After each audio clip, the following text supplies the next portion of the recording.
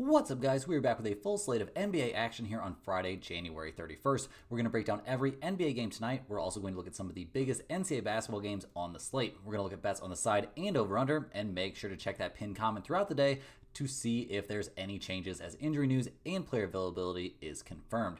Guys, yesterday looking a little bit rocky. It was a very, very chaotic day. We were taking picks out of the pinned comment, adding picks in. We had the Grizzlies at -4.5, but we ended up scratching that one when the Ja Morant injury news broke very late in the day. We had Cleveland -10 to start the day off with a very solid win. Easy work there from the Cleveland Cavaliers. They continue to be just an amazing team for all of us bettors, guys. We have Portland +5. That game's still going on, but they're looking okay right now. They're up by 13 midway through the third quarter, so things progressing well there. We did add in Tulane at +6.5 as a college basketball play, and that one did not go as well. They looked okay up until halftime, but in the second half, guys, the wheels kind of came off, and Tulane ended up losing that by way too many to cover that 6.5 points. So we will hopefully end up with a 2-1 day, which nothing wrong with that. A winning day is a winning day, guys. So do me a big favor, hit that thumbs up button. We've been slacking a little bit on the likes out there, and it really does a ton to get these videos promoted and shows me that you guys really do value this content. Also, guys, subscribe to the channel so you don't miss out on our daily content. We're posting a new video every single day, so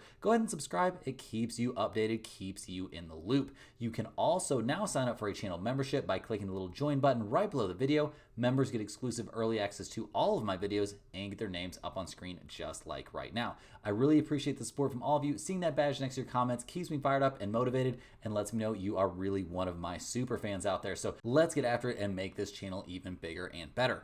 All of our videos are sponsored by StompTheSpread.com. We have a team of experienced cappers over there for every major sport, currently covering NBA, college basketball, UFC, NHL, and Super Bowl bets coming very soon. We've been on a sick run over there over the last couple days. College basketball's been going well. NHL's been a little bit up and down, but we've been on a little bit of a hot streak recently, so things are looking pretty good. Click the link in the description to head over to StompTheSpread.com and check us out. If you're not sure if a premium membership is right for you right now, just go ahead and sign up for our free email list. That'll get you updates on our results and free picks straight to your inbox.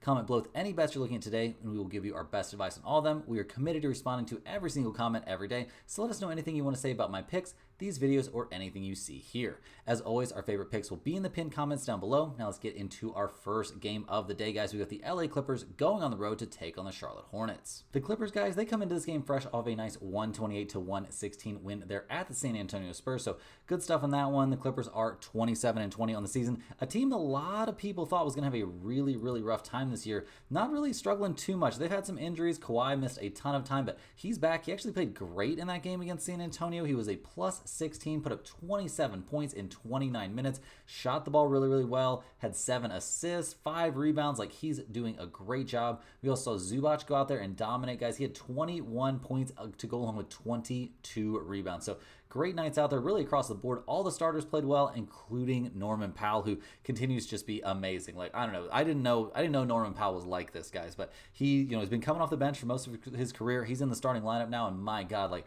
bro has been underutilized his entire career because he's looking like a legitimate, second best, maybe third best player on a championship team, and maybe a second best player on a finals team, because he is he's going nuts. It's been crazy to see what he can do. And generally speaking, we didn't hate what we saw from the bench either. Batum had a nice night shooting the ball, and the Clippers overall shot 50% from 3. Nothing wrong with that. So we'll see if they can continue that hot run in this one. They are fully healthy coming into this game. Chris Dunn's still out, but he's been out for a while. When you've got Harden, Powell, Leonard, Derrick Jones Jr., and Zubac out there, that is a very nice starting 5. So we'll see what they can do here on the road against the Charlotte Hornets. Not having the best time. They've lost 2 in a row. They just got blown out by the Nets. Charlotte only managed 83 points in that game. That's pretty embarrassing. They're 12-32 on the season. They've been dealing with a lot of injuries, and they're very clearly a team that wants to be tanking. We saw Miles Bridges lead the way for them with 23 points, but he was a -21. Nobody besides just not a lot of positives for this team, right? I mean, they shot 28% from 3-point range in the loss.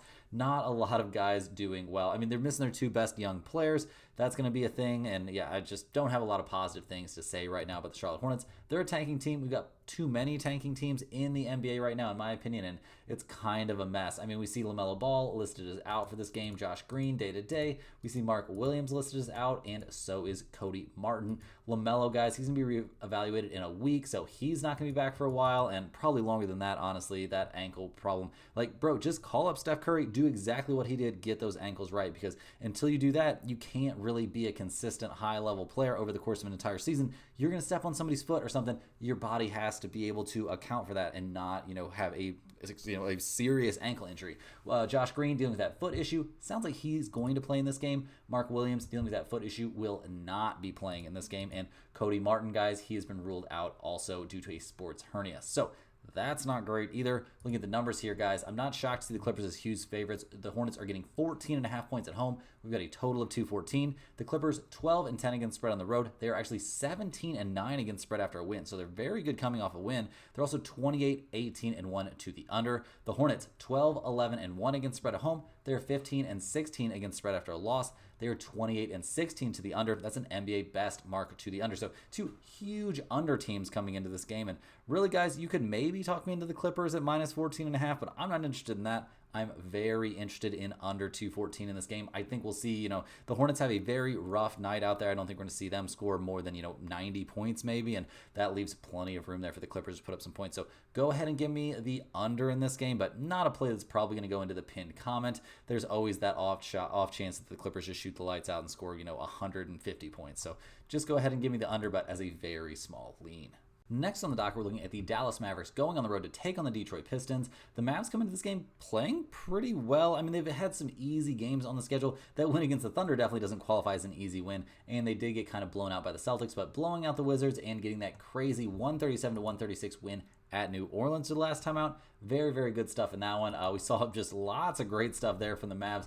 Loving what we saw from PJ Washington. Daniel Gafford played well. Kyrie Irving put up 25. Clay put up 20 points. He was 6 of 11 from 3. Seems like he's getting that shot figured out and getting his feet back under him and getting used to being in this new, offensive system. Quentin Grimes put up 17 points, and as a team, the Mavs shot 46.5% from three-point range. They also dominated the boards in this game, so a lot of positives out there for Dallas. Obviously, giving up 136 points isn't great. They didn't have really any answers out there for Zion, who just continues to look amazing whenever he's healthy, and Trey Murphy III had a massive game, putting up 32 points himself. So, got to be kind of devastating there for the Pelicans, but the Mavs get a nice win. I'm sure they're not too upset about that.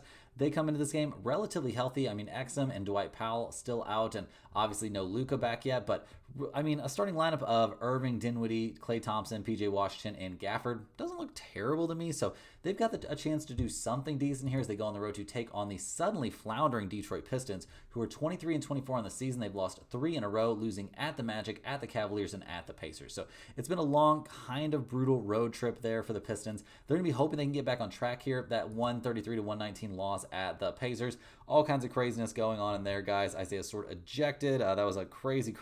I mean, man, he took Thomas Bryant off his feet with that shove, but not what you want to be seeing if you're a Pistons fan. Cade did put up 32 points, so that's nice. But yeah, Tobias Harris, 19 points. He played okay, but 1 of 8 from 3, not going to get the job done. 1 of 5 from 3 from Cade isn't great either. Jalen Duren putting up okay numbers, but a minus 19. And really, guys, I mean, Malik Beasley just continues to be the best, just pure offense. He's the second best player on this team. It doesn't seem that debatable to me, honestly. Like, he comes off the bench, scores 20 points every night, it feels like. So a loss there for the Pistons, though. They're going to be trying to bounce back here. They are fully healthy for this game, so that's nice. Obviously, Jaden Ivey not going to be out there, but other than that, they are, looking pretty good. Cade, Tim Hardaway Jr., Asar Thompson, Tobias Harris, Jalen Duren. Like, if these guys all play up to their potential and have gotten a little bit of rest after that crazy road trip, maybe we could see them put up a pretty good game here. The odds makers have this as basically a coin flip. The Pistons are getting 1 point here at home. We've got a total of 228.5.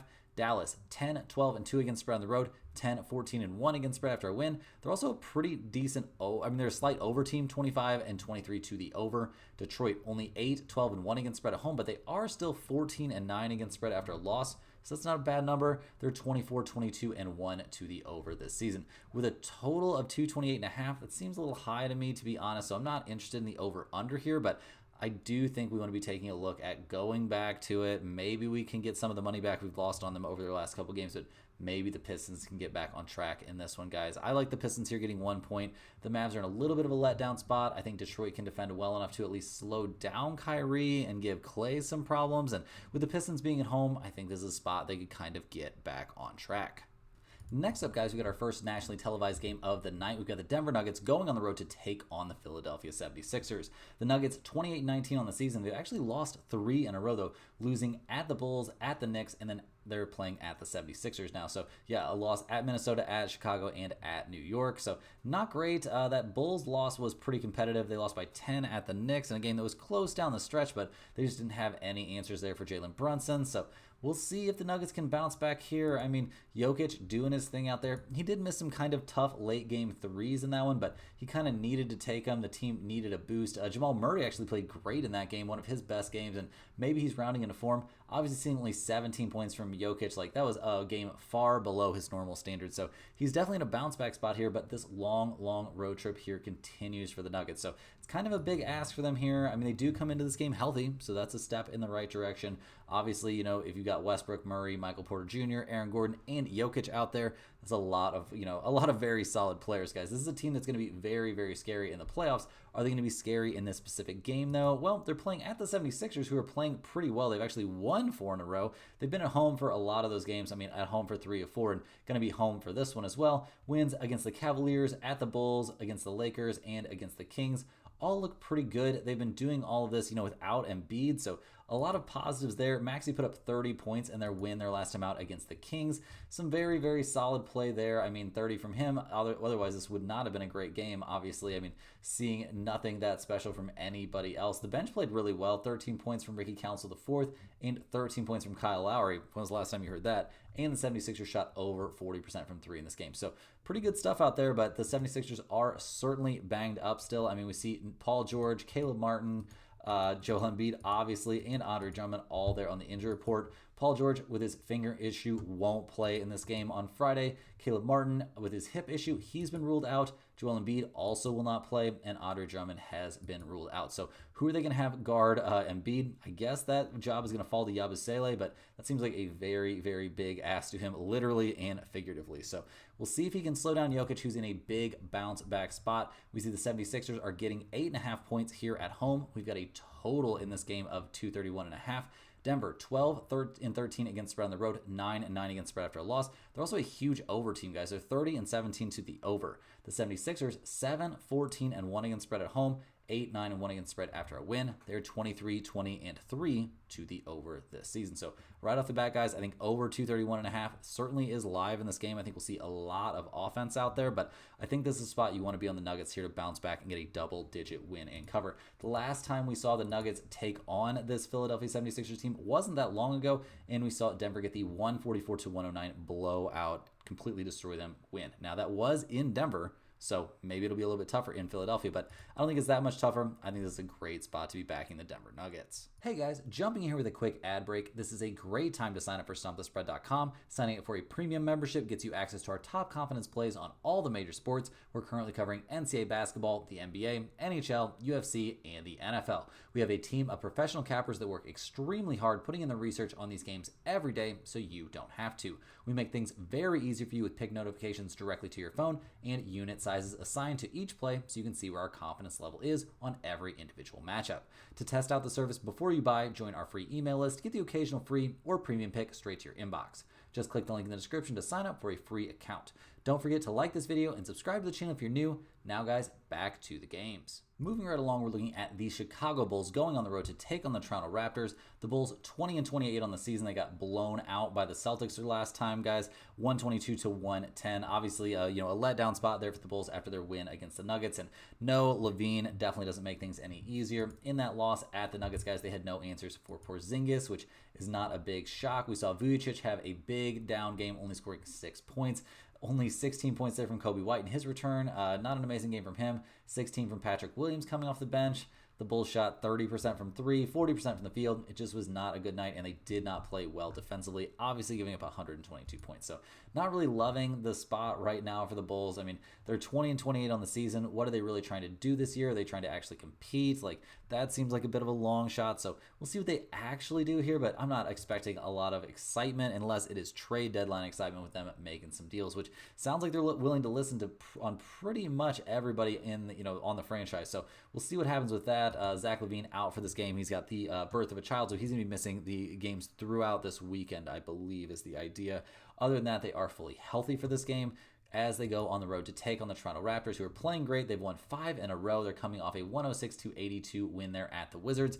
A nice win, obviously playing well on the defensive end. At 15-32 on the season, obviously Toronto not heading anywhere important this year, but they're making some progress. It's time for this, young core to start showing that it's, worth building around and not, a situation where they have to blow this up. Scotty Barnes needs to show that he can be the, huge build your franchise around me talent that he's supposed to be. 24 points against the Wizards. I mean, that's fine. 24 points, a plus 24, but not necessarily lighting the world on fire out there. Good stuff from a lot of guys. I mean, Bruce Brown, 10 points. Orlando Robinson, 10 points. Sheed, 10 points, all coming off the bench. So a lot of guys scoring in double figures, but no real major standout individual efforts. Not loving what we saw from the rebounding there from Toronto, but are we really terrified of the Bulls rebounding? I'm not, terrified. So we'll see what the Raptors do in this one. We've got Quickly listed as out, Grady Dick listed as day-to-day, Kelly Olynyk listed as out, but we do have RJ Barrett, Scotty Barnes, and Jakob Poeltl already go. Quickly still dealing with that hip issue. He's technically questionable for this game, so there's a chance he could come back. Grady Dick dealing with an illness. He's questionable for this game. He did play against New Orleans back on the 27th, so he's been missing. He missed at least one game there, so we'll see if he comes back and how he looks coming off of an illness. And Kelly Olynyk dealing with that calf issue. So we'll see who they actually have out there, but I think they're going to be healthy enough. They're 3-point favorites here at home. We've got a total of 231.5. The Bulls 10-12-1 against spread on the road. They're actually 15-12 against spread after a loss. They are 26-22 to the under. Toronto 16-7-1 against spread at home. That's pretty freaking good, guys. They're also 9-5 against spread after a win. They are 24-23 to the under. So no big lean here on the over/under for me. If you wanted to shade towards the under, I guess I could get behind that, but I definitely think this is a good spot to be on the Toronto Raptors here at home. I know the Bulls are, in a bounce back spot, and that's usually been good for them this season, but I'm not really buying into it too much here with LaVine out. Give me the Toronto Raptors at -3. This is a play that definitely has a chance to go in the pinned comment, as I just really like the way Toronto is playing right now, and they're kind of letting their guys go for it and win some games. So we'll see if that can continue here playing at home against a short-handed Chicago Bulls. Next on the docket, we're looking at the Boston Celtics. They're going on the road, and that's one to take on the New Orleans Pelicans. The Celtics come in this game 33-15 on the season, fresh off a 122-100 win there against the Chicago Bulls. They've been kind of alternating wins and losses here for a bit, which is a little bit embarrassing for a team that's supposed to be by far the best team in the East, and they're the defending NBA champions. They didn't lose anybody. They should be the best team again this year, right? So we'll see what the Celtics can do. Obviously, a 122-100 win against the Bulls is fine. That's what you're kind of expected to do. Porzingis going nuts. His by far best game of the season, scoring 34 points.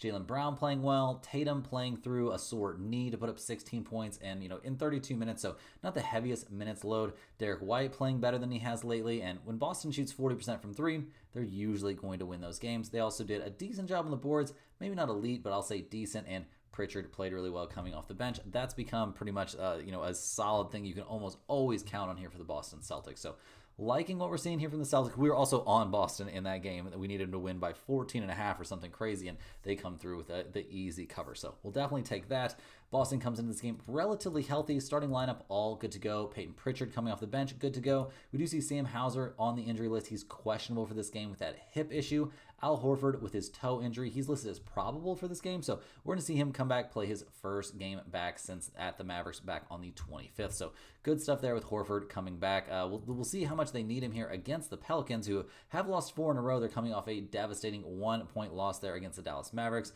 They're only 12-36 on the season. Obviously, their entire year has been destroyed by injuries, so I don't know. I want to be hard on this franchise a little bit, but they just feel cursed, honestly. They need to get different conditioning people in there or something. I don't know. Whoever's in charge of injury avoidance and hamstring stretching, that's who they need to get in there. But a lot of that falls on the individual players themselves. So we'll see what the Pelicans can do out there. I mean, losing a 1-point game against the Mavs, a 9-point game against the Raptors, getting blown out by the Hornets. losing at the Grizzlies. Like, things have just been bleak for the Pelicans. So we'll see if they've got a bounce back in him here. I mean, you got to love seeing Zion coming back and playing really, really well. Trey Murphy III playing amazing. Trey Murphy III, 32, Zion, 29. Losing a game where you shot 48% from three, though, that's pretty brutal. So we'll see what they can do in this one, guys. Apparently, Zion, good to go for this one. Dejounte Murray is on the injury report, guys. He did play in that game against Dallas, played 33 minutes and played really well. He's dealing with a finger issue. He's probable for this game, so apparently he's going to be out there. We do see Jordan Hawkins and Daniel Tice also on the injury report, but Hawkins, guys, with an illness, kind of up in the air. He played back on the 27th against Toronto and played okay. We'll see if he's back. That's not the end of the world if he's not. And Tice, guys, he's doubtful for this game. He's got a pretty significant thumb injury. He played 18 minutes and scored 2 points there against Dallas. So seems like he's pretty likely to end up missing this game. So looking at the numbers here, guys, the Pelicans are getting 11 points at home. We've got a total of 231.5.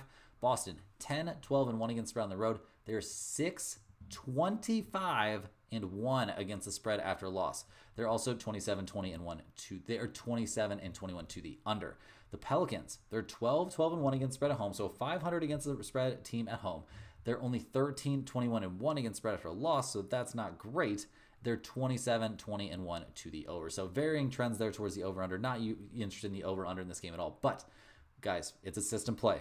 Boston Celtics, coming off a win, we're taking the other team. Well, that's just what we're going to do until that doesn't work out or until something terrible happens to us. But give me the New Orleans Pelicans here, getting 11 points. Boston's playing on the road also, which isn't necessarily amazing for them. So definitely give me the Pelicans here. I don't think they're going to win this game, but I think they keep it to single digits. I don't think anybody in the NBA can slow down Zion when he's, on one, and it feels like he's on one, trying to prove to some people that he really is, one of the best talents in the NBA. So give me the Pelicans getting double-digit points here. This is a play that definitely is going in the pinned comment. Honestly, guys, this could even end up being a premium play at stumpthespread.com because fading the Boston Celtics coming off a win has just been such a good spot all year long.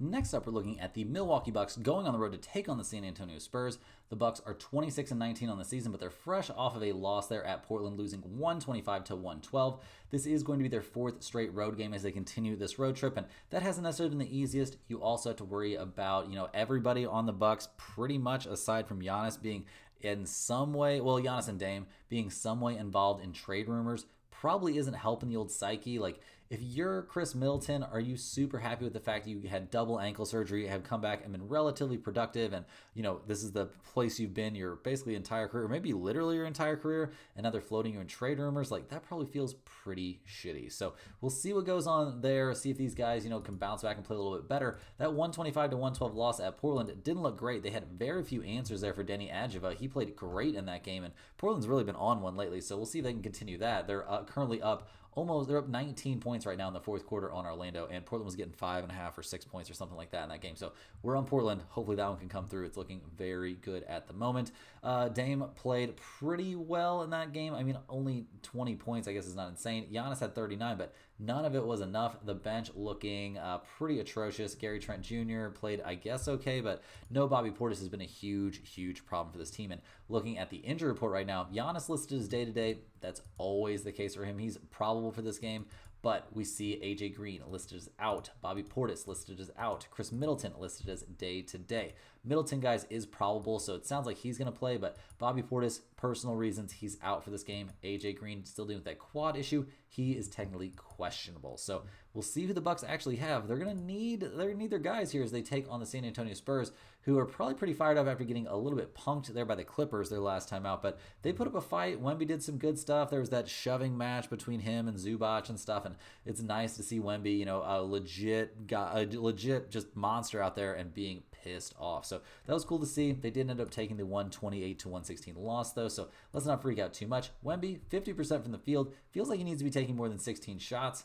We'll see what goes on with that. He was 50% from three. He played well in the game, 12 rebounds, 4 assists, 3 blocks, but just not enough to get him over the top. This bench for San Antonio looking real bad. Castle playing great, though. We love to see that. Chris Paul looking 1,000 years old, guys. Only 7 points, a -10 out there. Just not filling me with tons of optimism, but loving in general what we're seeing from Wembanyama. So we'll see if the Spurs make any sort of moves to improve this roster. It'd be very interesting to see what they do here at the trade deadline. It's going to be interesting. I'd like to see them do something to improve. Sounds like they're very much involved in that De'Aaron Fox trade situation, so that's going to be something we're going to be monitoring very, very closely here, as the trade deadline gets closer and closer. So coming into this game, the injury report for the Spurs looking very, very good. Currently nobody on there really. I mean, Wemby is good to go. Harrison Barnes is good to go. The whole starting lineup, the whole second unit, all ready to go. So looks like they should be, in good shape for this game. They should be fully healthy and, amped up to get after it. I mean, the Spurs, they're getting 3.5 points at home. We've got a total of 231. Milwaukee, 9-12 against spread on the road, 9-9 against spread after a loss. They are in a 500 over-under team. The Spurs, 10-14 against spread at home, but they're 13-10 against spread after a loss. They're a slight over team. Not interested in the over-under here, guys, but I am very, very tempted to take the Spurs here getting 3.5 points. I'm not loving what I'm seeing from the Bucks. They've got no bench right now. Not that the Spurs bench is amazing, but they have some bench, and I think that's going to lead to the Spurs either winning this game at home or keeping it very, very close. So give me San Antonio getting 3.5, but not a play that I have enough faith in to put in the pinned comment. Next, guys, we're looking at the Phoenix Suns. They're going on the road in this one to take on the Golden State Warriors. The Suns come into this game 24-22. This is the other nationally televised game there on ESPN. Phoenix is off a 121-113 loss against the Timberwolves. They did have a 3-game winning streak before that, but when one of those wins is against the Nets, the other one's against the Wizards, and the other one is by 2 points against the Clippers in a game you almost blew. Probably not time to start freaking out about the Suns. They're only 2 games over 500, so that doesn't necessarily look amazing. And again, that loss to the Timberwolves, guys, it was kind of brutal. I mean, KD played really well, but they had no answers there for Anthony Edwards. We saw Julius Randle play pretty well against them also. And yeah, that's a little bit embarrassing. Not somebody you're supposed to let play well. Devin Booker, 28 points, 17 off the bench from Bradley Beal, but none of that is enough, guys. This team just doesn't feel like they're good enough. Like, they've got 2 really good players in KD and Booker.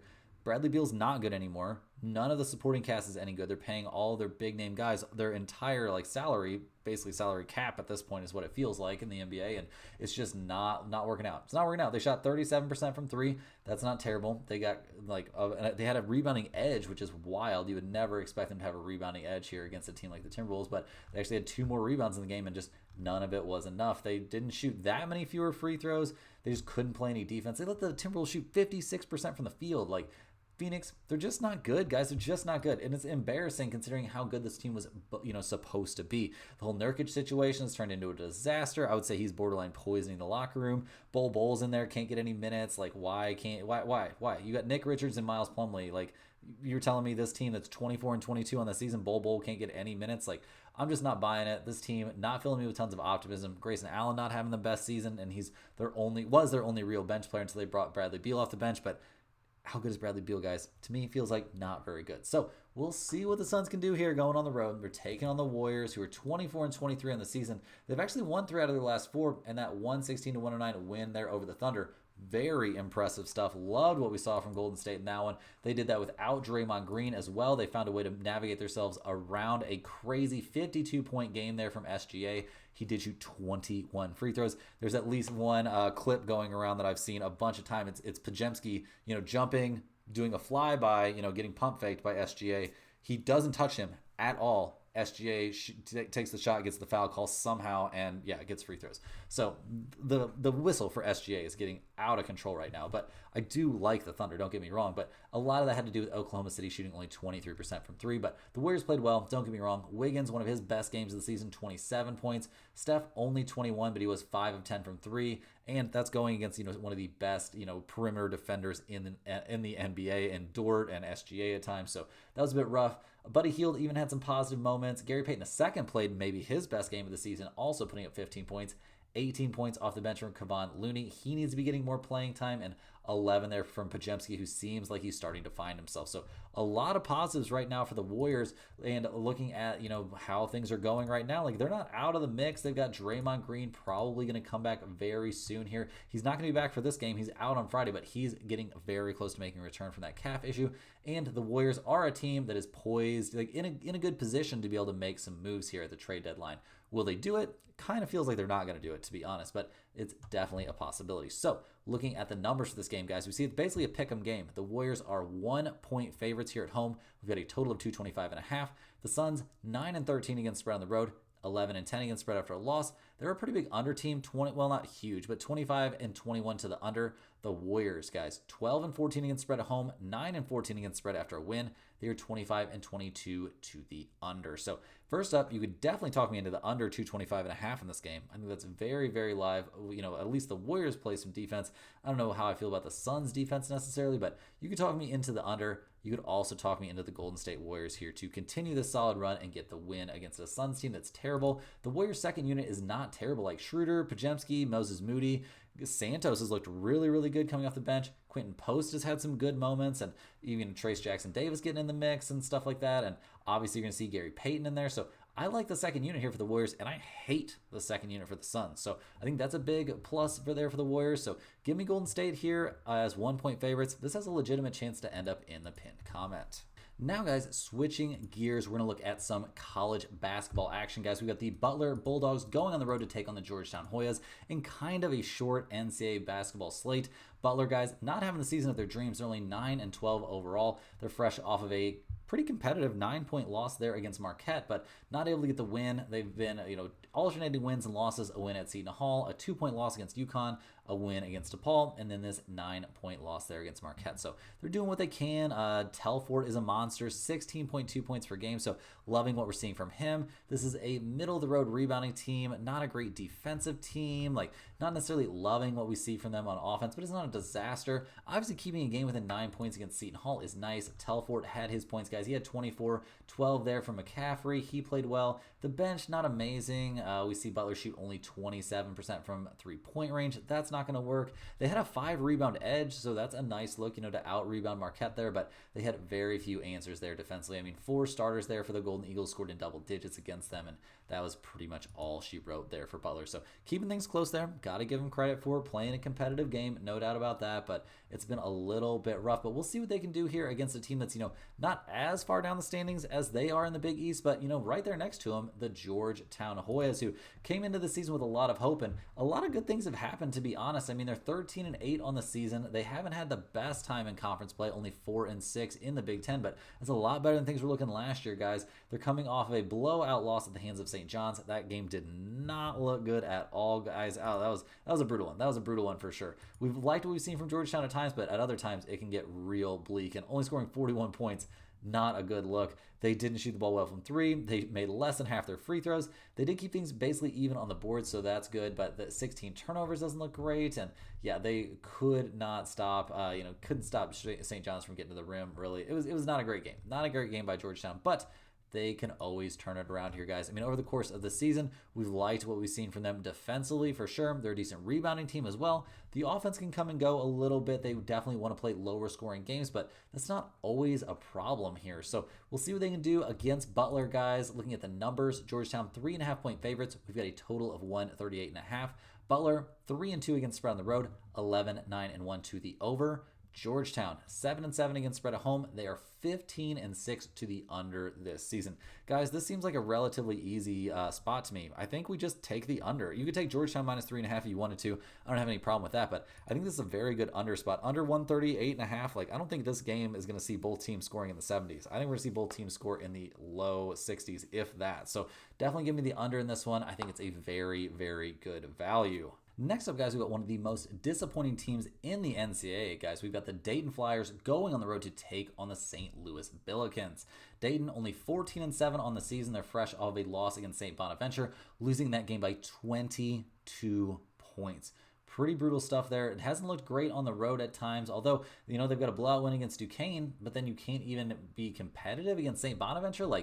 I don't know, guys. That's a pretty wild spread there. Just a terrible, terrible game by Dayton, who's been prone to those kind of terrible games this season. It's been a big down year for them. The Flyers didn't have anybody score above 12 points in this game. They shot 33% from 3, only 40% from the field, only found their way to the free throw line 7 times. Their rebounding numbers were atrocious. They got destroyed on the boards in this game, and everything just looked really, really bad from Dayton. I think it's time to accept it, guys. These Dayton Flyers might just be bad this year, which is definitely not what was, in the preseason projections for this team. So we'll see if they've got a bounce back in them. I mean, over the course of the year, the numbers were looking okay, but they're not looking good anymore, guys. They're down to 178th in the nation offensively. They're 332nd in the nation in rebounding. The defensive numbers aren't great. The ball movement numbers still look okay, but not a lot of positives outside of that. So we'll see what they can do here on the road against kind of a resurgent St. Louis team. We got fans brawling in the stands there at the VCU St. Louis game, which St. Louis got the 78-69 win, so I'd say their fans get the last laugh.